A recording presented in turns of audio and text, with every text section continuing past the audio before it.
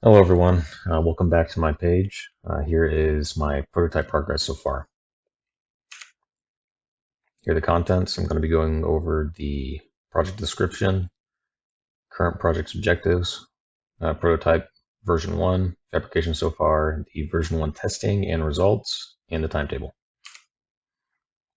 The description is a analog guitar effects pedal. It's going to be 4 effects in total in an all-in-one package. The current prototype objectives I have are test the components once they come in, create and test subsystem circuits, record and report the subsystem test, start designing the circuit diagram, start designing the board layout for the PCB system, assemble the PCB prototype, test the prototype board, prepare the housing, assemble the pedal prototype, test and finish the prototype, and conduct a final presentation. All right, prototype version 1. Here we have my first prototype. It includes the power subsystem, the audio control subsystem, and the fuzz subsystem. Some of the constraints that I want to stay within are it needs to fit inside of a 188 by 119 by 37.5 millimeter enclosure. It needs to have at least 4 different effects, and I want the total cost to be below $120. The fabrication process so far, here we have the power input. I'm going to be adding a switch to that on the case. Right now I'm going to be designing it on the PCB, so I'll add that later. And here we have the audio subsystem. It's going to have 4 of the stomp switches that will allow it to bypass, so it's going to only have one in and one out. It's not going to have it on every single thing. So if they're all closed, the entire audio signal is just going to bypass through all those switches. And here's the fuzz effect that I have so far. It is going to be, or this is one of the 4 effects I'm going to have in it. And it's the smallest one. And here's my diagram so far. You can see that I have the diagram all done for the audio signal control up there. Once that's all finished, I'll be able to throw it on to the PCB that I'm about ready to show up. And here's the PCB.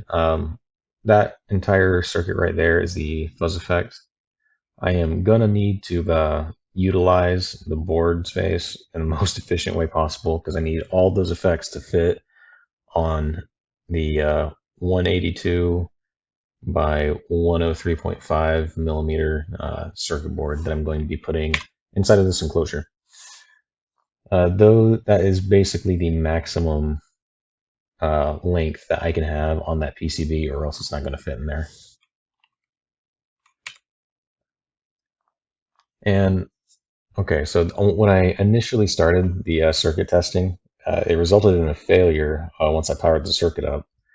I accidentally had, it wasn't accidentally, but I had the stability potentiometer that you see there highlighted in red grounded. And when I turned it on, it actually, the potentiometer, I looked away for a second to power it up, and then I was getting ready to push the stomp switch to see if it was on or not.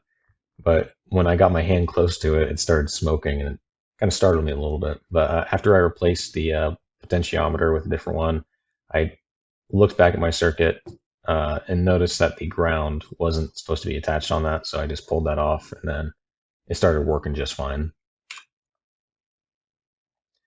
And here is you can see the red LED on there. It's powered up, it's running, and here's a short video of me doing a sound check for it. Okay, so here's a quick strum test.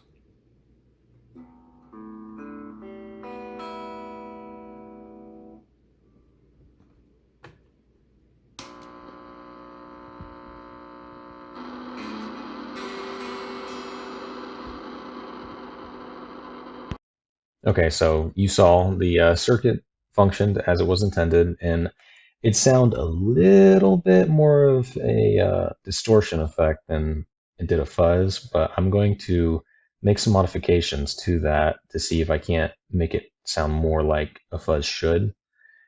And I think I'm going to be adding a higher resistance potentiometer to the stability because if you could tell, it was warbling a little bit towards the end of the sound. And this is my updated timetable. So far, everything's been going as planned. I've been making good headway on everything. Um, I should have the chorus and modulations effects done next week in week 8. And I'm going to be adding an extra week for the circuit testing for week 9 since it took so long for me to get those chips in. And I plan on starting the housing design on week 8, but I need to get the board prototyping pretty close to being done so I can start moving the LEDs where I need them to be, and just so everything looks fine and LEDs aren't in weird spots where it's not uniform, and that would just bug me if it was like that.